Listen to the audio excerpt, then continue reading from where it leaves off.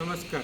सध्या आपण सर्व जाणतो की उष्णतेची भयानक लाट आलेली आहे आणि आपण आपल्या यूट्यूब चॅनलद्वारे पाहणार आहोत की उन्हाळ्यातील आजार आणि त्याच्यावरती करण्यात येणारे उपाय. तर आपण पाहतोच की सध्या टेम्परेचर खूप वाढल्यामुळे उष्माघात असेल, तसेच चक्कर येण्याचं प्रमाण असेल, त्याच्यानंतर गॅस्ट्रोक किंवा जुलाब, उलटी, अतिसार याचं प्रमाण असेल, तसेच त्वचेचे आजार याचं प्रमाण, चक्कर येऊन पडण्याचं प्रमाण खूप प्रमाणात वाढलेलं आहे आणि याच्यासाठी कुठली काळजी घ्यायची, कुठले घरगुती उपाय करायचे हे आपण पाहणार आहोत.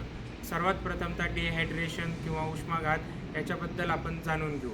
उष्णतेची तीव्रता वाढल्याने तसेच ह्या कालावधीमध्ये आपण आहाराकडे योग्य लक्ष दिलं नाही, पाणी कमी प्रमाणात घेतलं तर डिहायड्रेशन किंवा हीटस्ट्रोक होण्याची शक्यता असते. याचे लक्षण आपण प्रथमतः जाणून घेऊ की चक्कर येणं किंवा बेशुद्ध होणं, मळमळणं, गरगरल्यासारखं जाणवणं, उलटी येणं हे प्रामुख्याने डिहायड्रेशन किंवा हीटस्ट्रोकचे लक्षणं असतात.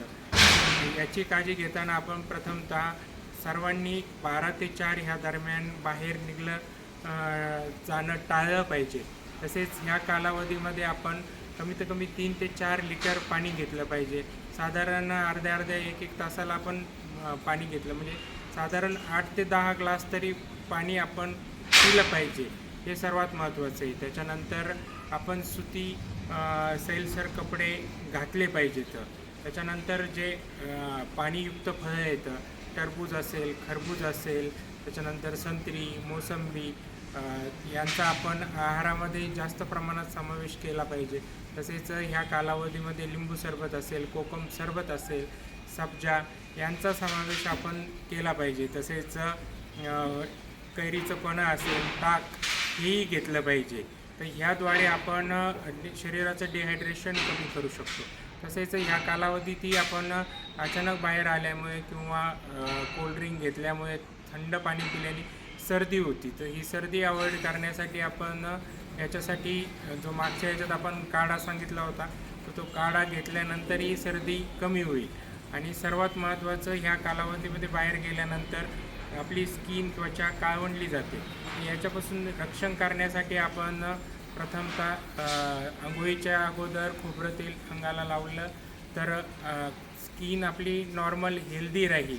आणि या कालावधीमध्ये पाण्यामध्ये अंघोळीच्या गुलाबजल टाकलं तरी आपली स्किन हेल्दी राहणार आहे. तर ह्याद्वारे आपण हे सर्व उपाय करून, हे घरगुती उपाय करून आपण उष्माघातापासून, हीटस्ट्रोकपासून आपलं रक्षण करू शकतो.